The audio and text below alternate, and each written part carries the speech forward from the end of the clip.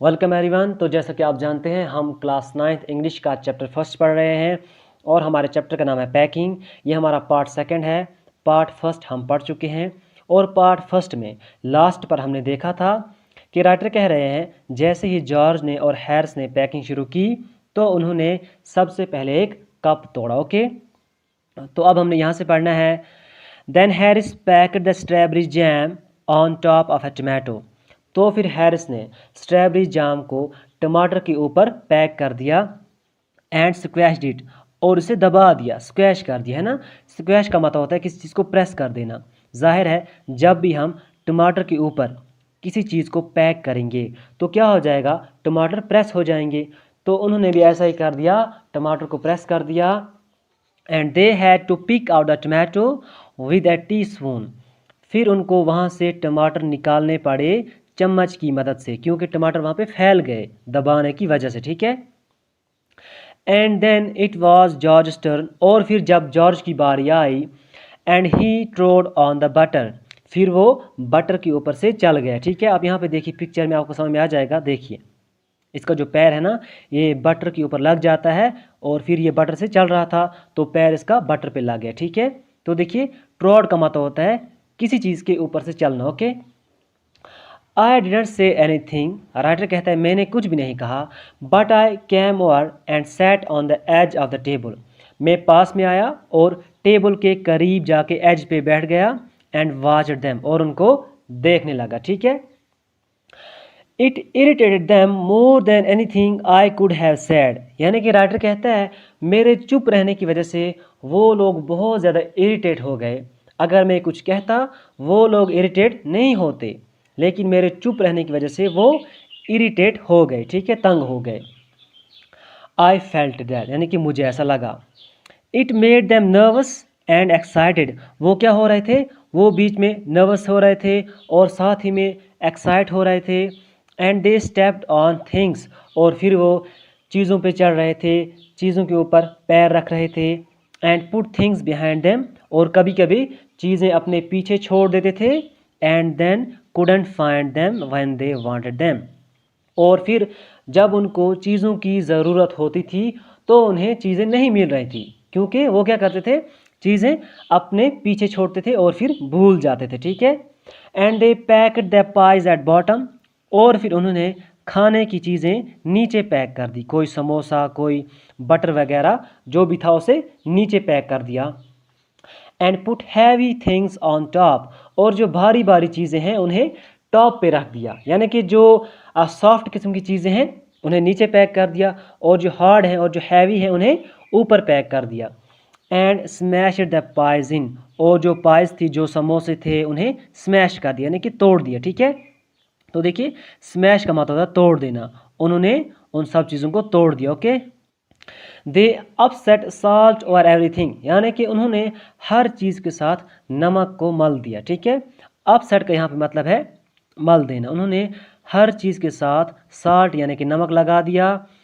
And as for the butter, और अगर बात करें बटर की, I never saw two men do more with 1 and 2 pence worth of butter in my whole life than they did. Writer कहता है मैंने अपनी ज़िंदगी में ऐसा कभी नहीं देखा कि दो आदमी छोटे से बटर के टुकड़े के लिए इतना परेशान हो गए, इतना मैंने ज़िंदगी में किसी को भी नहीं देखा। ठीक है, तो देखिए पेंस वर्थ ऑफ बटर से मतलब है बटर का छोटा सा टुकड़ा। Okay, after George had got it off his slipper, यानी कि जब जॉर्ज ने अपनी वो चप्पल उतारी। ठीक है, स्लीपर से मतलब चप्पल, जब जॉर्ज ने अपनी चप्पल उतारी और बटर को निकाला वहाँ से, they try to put it in the kettle, तो फिर वो लोग कोशिश कर रहे थे कि बटर को केटल में रखा जाए।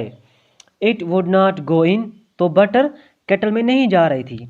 And what was in would not come out, और जितनी बटर केटल के अंदर जा चुकी थी वो बाहर नहीं आ रही थी। ठीक है, they did scrap it out at last, तो आखिर पे उन लोगों ने खींच के उसको बाहर निकाल दिया। स्क्रैप इट यानी कि खींच कर उसे बाहर निकाल दिया। And put it down on a chair, और फिर उस बटर को एक चेयर पे रख दिया। ठीक है, कुर्सी पे रख दिया। And Harris sat on it, और फिर हैरिस जाके उस बटर पे बैठ गया। And it stuck to him stuck का मतलब है उसके साथ लग जाना, यानी कि वो जो बटर था ना वो उसके साथ लग गया। And they went looking for it all over the room, और फिर वो सारे रूम में बटर ढूंढ रहे थे कि बटर कहाँ गई, लेकिन वो बटर जो है ना वो हैरिस के साथ चिपक गई है। ठीक है, I will take my oath I put it down on the chair said George. तो जॉर्ज कहता है मैं कसम खाता हूँ कि मैंने बटर को कुर्सी पे रखा था। Staring at the empty seat, वो क्या कर रहा है, वो उस एम्प्टी सीट पर देख देख के हैरान हो रहा है। ओके, तो देखिए स्टेयरिंग का मतलब होता है घूर घूर के देखना। ठीक है, वो घूर घूर के उस खाली जगह पे देखता है जहाँ पे उसने बटर रखा था। वो कहता है I will take my oath, oath का मतलब कसम खाना। ठीक है, स्वेयर कसम खाना, मैं कसम खाता हूँ कि मैंने कुर्सी पे बटर को रखा था। लेकिन वो फिर जब खाली जगह पे देखता है तो वहाँ पे बटर नहीं है। आई सा you do it my self not a minute एगो सैड हैरिस। तो हैरिस भी कहता है हाँ मैंने भी तुम्हें देखा था कि तुमने बटर इस चेयर पे रखा था, इस कुर्सी पे रखा था, एक ही मिनट तुमने पहले जो है बटर वहाँ पे रखा था। Then they started around the room again looking for it. तो फिर वो क्या करने लगे, वो इधर उधर घूमने लगे रूम में और बटर ढूंढने लगे। ठीक है, and then they met again in centre, और फिर वो एक दूसरे को रूम के सेंटर में मिले। And stared at one another, और फिर एक दूसरे की ओर घूर घूर के देखने लगे। ठीक है, मैंने आपसे कहा स्टेयर का मतलब क्या होता है, घूर के देखना। Okay, most extra ordinary thing I ever heard of sad George. तो जॉर्ज कहता है मैंने आज बहुत ही कुछ extra ordinary thing, extra ordinary से मतलब होता है बहुत ही अजीब। ठीक है, मैंने कुछ अजीब ही चीज़ आज देखी है। सो मिस्टीरियस सैड हैरिस। तो हैरिस भी कहता है बहुत ही मिस्टीरियस, यानी कि बहुत ही अजीब मामलात हो रहे हैं, समझ नहीं आ रही है बटर कहाँ चले गए। Okay, then George got round at the back of Harris and side. तो फिर जॉर्ज क्या करता है, जॉर्ज हैरिस के पीछे जाता है और देखता है कि वहाँ पे बटर है। Why here it is all the time he exclaimed indignantly. तो जो जॉर्ज है ना वो कहता है अरे यार हाँ यहाँ पे क्यों हमेशा होता है, और वो एतराज़ करता है। एक्सक्लेम, एक्सक्लेम का मतलब है एतराज़ करना। ठीक है, वो एतराज़ करते हुए कहता है और काफ़ी नाराज़गी के साथ, इंडिग्नेंट मतलब काफ़ी गुस्से के साथ कहता है कि यहाँ पे क्या कर रहा है बटर। ठीक है, तो मैंने आपसे कहा इंडिग्नेंटली का मतलब होता है काफ़ी गुस्से में, काफ़ी नाराज़गी के साथ। ठीक है, वो काफ़ी नाराज़गी के साथ कहता है कि यार बटर यहाँ पे। Where cried Harris spinning round. तो हैरिस कहता है कहाँ पे है, तो हैरिस थोड़ा मुड़ता है, स्पाइनिंग यानी कि हर जो मुड़ के बोलता है कहाँ पे है। Stand still can't you road George. तो जॉर्ज उसे कहता है अरे एक जगह रुक जा, है ना, गुस्से में कहता है स्टैंड स्टिल यानी कि एक जगह खड़े हो जा, क्या तुम एक जगह पे खड़े नहीं हो सकते। Flying after him. तो जॉर्ज हैरिस के पीछे जाता है and they got it of, और फिर उसने हैरिस से उस बटर को उतारा। And packed it in the T pot, और फिर उसको उस केटल में उस हम कह सकते हैं टी पॉट में रख दिया। ठीक है, Montmorency was in it all of course. तो राइटर कहता है मॉन्ट मोरेंसी को तो आना ही था। मॉन्ट मोरेंसी कौन है, कुत्ता, ये कुत्ते का नाम है। ठीक है, मॉन्ट मोरेंसी कुत्ते का नाम है। Montmorency's ambition in life is to get in the way and be sworn at. तो मॉन्ट मोरेंसी का ज़िंदगी का ये मकसद है कि वो वहाँ पे जाए जहाँ पे उसकी कोई ज़रूरत नहीं है और उसको वहाँ पे पिटाई पड़े, ये उसका मकसद है। ठीक है, ये जो मॉन्ट मोरेंसी है इसका एम्बिशन है, यानी कि इसका मकसद ये है कि ये वहाँ पे जाए जहाँ पे इसकी ज़रूरत नहीं है और फिर उसको वहाँ पे पिटाई पड़े। ठीक है, तो स्वॉन एट मतलब इसको पिटाई पड़े। If he can skim in anywhere he particular is not wanted, यानी कि वो वहाँ पे जाके बैठता है। स्किम, स्किम का मतलब होता है मतलब जाके हिलना बैठना। तो ये कुत्ता वहाँ पे जाके बैठता है जहाँ पे इसकी ज़रूरत नहीं होती। एंड बी ए परफेक्ट नेसेंस, और ये जाके क्या करता है, सबको नाराज़ करता है। ठीक है, एंड बी इन परफेक्ट नेसेंस यानी कि सबको जाके नाराज़ करता है। तो नॉइसेंस से मतलब होता है किसी को नाराज़ करना। ठीक है, एंड मेक पीपल मैड, और लोगों को क्या करता है, तंग करता है, मैड करता है, पागल कर देता है लोगों को। And have things thrown at his head, और फिर इसको पिटाई पड़ती है, लोग इसके सिर पे जो है ना उठा उठा के चीज़ें मारते हैं। Then he feels his day has not wasted. तो तब मॉन्ट मोरेंसी समझता है कि उसका दिन ज़ाया नहीं हुआ, क्योंकि उसे पिटाई भी पड़ गई, उसने लोगों को तंग किया, तो ये ऐसा ही कुत्ता है, ये बस लोगों को तंग करने के लिए आया है, ठीक है। To get somebody to stumble over him, यानी कि वो चाहता है कि वो लोगों के काम में रुकावट बने, ठीक है। स्टम्बल का मतलब होता है किसी की रुकावट बन जाना, यानी कि अगर कोई काम कर रहा है तो उसको तंग करता है, उसकी रुकावट बनता है। And curse him steadily for an hour, और फिर लोग उसको कर्स करते हैं, यानी कि लोग उसको बुरा भला कहते हैं, ठीक है। तो कर्स हिम यानी कि उसे बुरा भला कहते हैं घंटों तक। Is the highest aim and object, तो यही उसका मकसद है, यही उसका एम है, ठीक है। And when he has succeeded in accomplishing this, और जब वो कामयाब हो जाता है इस काम को करने में, his conceit becomes quite unbearable, यानी कि फिर वो बहुत ज़्यादा फ़ख्र महसूस करता है, उसे ख़ुद पे फ़ख्र होता है कि मैंने आज काम किया, ठीक है। तो कंसीट का मतलब होता है फ़ख्र महसूस करना, अनबियरेबल यानी कि बहुत ज़्यादा, ठीक है। ही cam and sat down on things, तो जो मोंटमोरेंसी था, अब राइटर कहता है कि जॉर्ज और हैरिस पैकिंग कर रहे थे, तो मोंटमोरेंसी आता है और आके चीज़ों पे बैठ जाता है। Just when they were wanted to be packed, यानी कि उसी वक्त जाके चीज़ों पे बैठता है जब चीज़ों को हमको पैक करना है, यानी कि जॉर्ज और हैरिस जैसे ही चीज़ों को पैक करते हैं तो वो जाके उन पे बैठ जाता है। And he labored under a fixed belief that whenever Harris or George reached out their hand for anything, यानी कि वो मतलब बिल्कुल वक्त पे काम करता है, जैसे ही जॉर्ज और हैरिस किसी भी काम के लिए हाथ बढ़ाते हैं, कोई भी चीज़ उठाना चाहते हैं, it was his cold damp nose that they wanted, तो उनको आगे से क्या मिलता है, उसकी वो गीली नाक, क्योंकि जिस भी चीज़ को वो हाथ लगाना चाहते हैं ना, आगे उसकी नाक होती है, मतलब ये वहीं पे जाके बैठा होता है, ठीक है। तो देखिए डैम्प नोज से मतलब गीली नाक, ठीक है। He put his leg into the jam, तो फिर मोंटमोरेंसी ने क्या कर दिया, जैम में अपनी लेग यानी कि अपनी टांग डाल दी। And he worried the teaspoons, और जो चमचियाँ थी ना उनको भी डिस्टर्ब कर दिया, यहाँ पे वॉरेड से मतलब है डिस्टर्ब करना, ठीक है। And he pretended that the lemons were rats, और फिर वो खुद को ऐसा जाहिर करता है, मैंने आपसे कहा था ना प्रिटेंड, प्रिटेंड का मतलब होता है नाटक करना, कुछ चीज़ जाहिर करना, ठीक है, जो ना हो उसको जाहिर करना। तो वो प्रिटेंड करता है, यानी कि वो दिखाता है कि जो लीमन्स है ना उसके लिए चूहे हैं, ठीक है। And got into the hamper, और फिर वो टोकरी में घुस जाता है, उस टोकरी में जिस टोकरी में लीमन्स को रखा गया है उस टोकरी में घुस जाता है। And killed 3 of them before Harris could land him with the frying pan, तो उसने 3 लीमन्स को मार दिया। तो देखिए यहाँ पे ये लीमन्स को रैट समझ रहा है, ठीक है, तो इसने 3 लीमन्स को मार दिया, यानी कि इसके लिए लीमन जो है ना वो रैट है।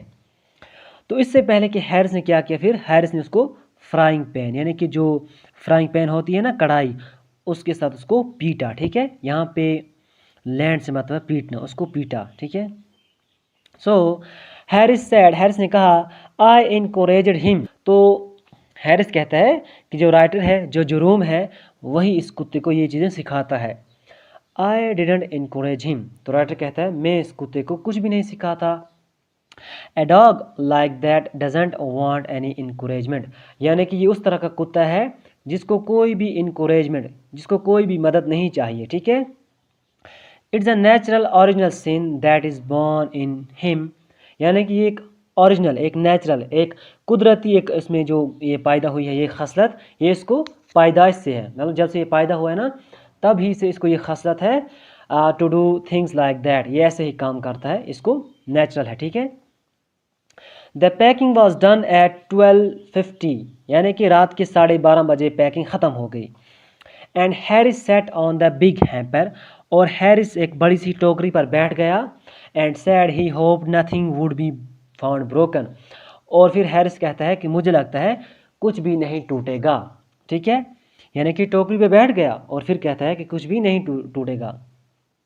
George sad that if anything was broken it was broken, तो जॉर्ज ने कह दिया जो टूट गया सो टूट गया, ठीक है ना, मतलब दिलासा देने के लिए, जो टूट गया सो टूट गया। Which reflection seemed to comfort him, यानी कि वो असल में हैरिस को कहना चाहता था कि कोई बात नहीं, ठीक है। विच रिफ्लेक्शन, यहाँ पे रिफ्लेक्शन से मतलब थॉट, उसका ये थॉट था, जॉर्ज का ये सोचना था कि चलो यार हैरिस को कोई तकलीफ़ नहीं होनी चाहिए, मैं ही कहता हूँ, ठीक है कोई बात नहीं। He also said that he was ready for bed. तो फिर जॉर्ज ने कह दिया चलो सोते हैं। We were all ready for bed, यानी कि हम सब सोने के लिए तैयार हो गए, ठीक है। Harris was to sleep with us that night, यानी कि उस रात हैरिस को भी हमारे साथ ही सोना था। एंड वी वेंट अपस्टेयर्स, और फिर हम ऊपर चले गए, ठीक है। वी टॉस फॉर बेड्स, यानी कि हमने बिस्तर के लिए टॉस किया, जैसे कॉइन को टॉस करते हैं, ठीक है। यानी कि कौन किस बिस्तर पे सोएगा, किस तरह सोएगा, तो इसलिए टॉस की हमने। And Harris had to sleep with me, he said. तो हैरिस ने कहा कि वो जो है मेरे साथ सोएगा, यानी कि राइटर के साथ सोएगा। Do you prefer the inside or outside. तो फिर जो हैरिस है वो राइटर से कहता है, जेरोम से कहता है, क्या तुम बेड के इनसाइड सोना चाहते हो या आउटसाइड सोना चाहते हो, बाहर की ओर सोना चाहते हो या अंदर की ओर सोना चाहते हो। I said I generally prefer to sleep inside a bed. तो फिर मैंने कह दिया कि मैं हमेशा अंदर की ओर सोना बेहतर समझता हूँ। Harris sad it was odd. तो हैरिस ने कहा ये बुरी आदत है, ठीक है। जॉर्ज सैड, तो जॉर्ज ने कहा what time shall I wake you fellows. तो जॉर्ज ने कहा सुबह मैं तुम लोगों को कितने बजे उठाऊंगा। हैरिस सैड 7, हैरिस ने कह दिया 7 बजे उठाना। आई सैड नो 6, मैंने कहा नहीं 6 बजे उठाना। Because I wanted to write some letters, क्योंकि मुझे कुछ लेटर्स लिखने हैं, तो मुझे 6 बजे उठा देना। Harris and I had a bit of row over it. Harris को और मुझे थोड़ी सी आपस में बहस हो गई, ठीक है। बिट ऑफ रो से यहाँ पे मतलब है आर्ग्यूमेंट, बिट ऑफ ए रो यानी कि थोड़ा सा आर्ग्यूमेंट हो गया, थोड़ी सी बहस हो गई। But at last split the difference, और आखिर पे हम लोगों ने एक फ़ैसला कर लिया, ठीक है। यहाँ पे देखिए स्प्लिट द डिफरेंस से मतलब है एक चीज़ पे आके फैसला करना। तो हम लोग एक चीज़ पे मुतमईन हो गए। एंड सेड 6:30, और हम लोगों ने कहा 6:30 बजे, ठीक है। यानी कि आधा घंटा हैरिस का और आधा घंटा राइटर का, ठीक है। तो 6:30 बजे, ना 7 ना 6 बल्कि 6:30। Wake us at 6:30 George we said. तो हमने कहा जॉर्ज हमें 6:30 बजे उठा देना। जॉर्ज मेड नो आंसर, तो जॉर्ज ने कोई जवाब ही नहीं दिया। And we found on going over, तो जब हम जॉर्ज के पास गए हमने देखा he had been asleep for some time, यानी कि वो तो मतलब काफ़ी वक्त से सो चुका है। हम लोग आपस में बहस कर रहे थे 6 बजे सोना, 6 बजे उठना है, 7 बजे उठना है, हम लोग आपस में बहस कर रहे थे, लेकिन इतने में जॉर्ज जो है ना वो सो चुका है। So we placed a bath where he could tumble into it. तो हमने क्या कर दिया, हमने एक बाथ उसके पास रख दिया। देखिए बाथ से मतलब है यहाँ पे एक पानी का कोई भी बर्तन, चाहे बाल्टी हो कुछ भी हो, ठीक है। हमने एक बाथ उसके साथ रख दिया कि जैसे ही ये टर्न करेगा ना, ठीक है, जब ये सोते हुए टर्न करेगा ये जाग जाएगा, क्योंकि ये पानी में गिर जाएगा, है ना। तो देखिए टम्बल का मतलब होता है गिरना, ये गिर जाएगा इनटू इट, इस बर्तन में। On getting out in the morning and went to bed ourselves, और फिर क्या करेगा, ये जब सुबह उठेगा तो इस तरह से जाग जाएगा, और फिर हम लोग सो गए। And went to bed ourselves, और हम लोग खुद सो गए और इसके साथ में एक बाल्टी रख दी, ठीक है। तो अब हम जेरोम के बारे में जानते हैं। 1859 टू 1927, यानी कि 1829 को पैदा हुए और 1927 को वो इंतकाल कर गए, ठीक है। इंग्लिश नावलिस्ट हैं वो और प्ले राइट, यानी कि एक तो वो नावल लिखा करते थे और प्लेज भी लिखा करते थे। Was born in the borough of Walsall, यानी कि वेल्सल के डिस्ट्रिक्ट में पैदा हुए हैं। ये कहाँ पे है, इंग्लैंड में, ठीक है। Jerome was financially supporting himself by the as of 14, यानी कि 14 साल की उम्र में जेरोम खुद को सपोर्ट कर रहे थे, यानी कि खुद ही कमाई कर रहे थे। As his family had little money, क्योंकि उनके पास बहुत कम पैसा था। आफ्टर क्लर्किंग, यानी कि पहले वो क्लर्किंग कर रहे थे, फिर वो टीचिंग कर रहे थे, पढ़ा रहे थे, फिर वो एक्टिंग कर रहे थे। He turned his attention on writing and editing, तो उनकी अटेंशन, उनका ध्यान चला गया राइटिंग की ओर और एडिटिंग की ओर, ठीक है। 2 बुक्स, जो उनकी 2 किताबें हैं, idle thoughts of an idle fellow, 1886 में इन्होंने ये किताब लिखी है, idle thoughts of an idle fellow. And 3 men in a boat, और ये एक और किताब है 3 मैन इन ए बोट, ये इन्होंने 1889 में लिखी है, ठीक है। Represent his greatest success as a writer, तो इन 2 किताबों की वजह से वो काफ़ी अपनी राइटिंग में सक्सेस हुए हैं, कामयाब हुए हैं, ठीक है। Reminiscent of marks twins travel writings, यानी कि मार्क ट्विन की जो ट्रैवल राइटिंग्स हैं उनकी याद दिलाती हैं। किसकी राइटिंग्स? जेरोम की जो राइटिंग्स है ना, वो मार्क ट्विन की ट्रैवल राइटिंग की याद दिलाती हैं। ठीक है, तो रेमिनिसेंट का मतलब होता है याद दिलाना। Okay, these works combine wit and anecdote with common sense of compelling description, यानी कि इनका जो काम है ना वो बिल्कुल अक्ल और फहम के साथ इनके मार्क ट्विन के काम के साथ मिलता है, यानी कि इनकी जो राइटिंग है ना वो बिल्कुल मार्क ट्विन की राइटिंग की जैसी है। Okay, Jerome had his greatest success in the theatre, यानी कि जेरोम को जो सबसे बड़ी कामयाबी मिली थी थिएटर में with the passing of the third floor back. ठीक है, तो जब उन्होंने ये बुक लिखी तो उन्हें काफ़ी कामयाबी मिली। ठीक है, the present passage has been taken from, तो जो आपका ये चैप्टर है ये लिया गया है three men in a boat, जो जेरोम की किताब है three men in a boat, वहाँ से ये चैप्टर आपका लिया गया है। Not to speak of a dog, यहाँ पे जो कुत्ता है उसकी बात नहीं हो रही है। ठीक है, तो ये था जुर्म का हम कह सकते हैं तारुफ। ठीक है, तो मिलते हैं अगली वीडियो में इसी चैप्टर के क्वेश्चन आंसर्स को लेकर। तब तक के लिए स्टे कनेक्टेड।